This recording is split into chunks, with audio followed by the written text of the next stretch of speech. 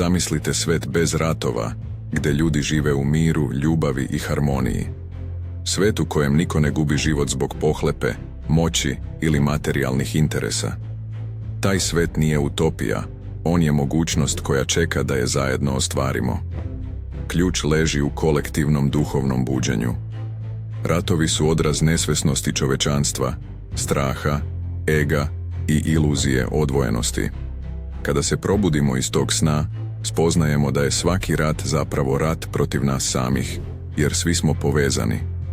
Buđenje svesti menja naš pogled na život. Umjesto težnje za materijalnim, otkrivamo istinsku sreću unutar sebe.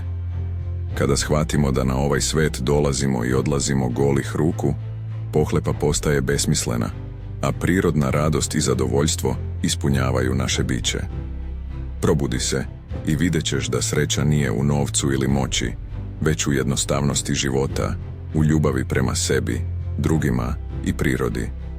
Probuđen čovjek postaje kreator mira, neko ko živi u skladu sa sobom i svetom. Kada bi se čovečanstvo okrenulo sebi, ratovi bi prirodno nestali.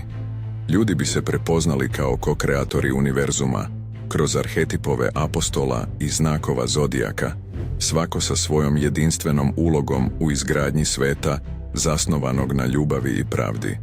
Zašto je duhovno buđenje ključ? Jer nas uči da je univerzum naš saveznik. Sve što nam je potrebno za osnovni život već je osigurano.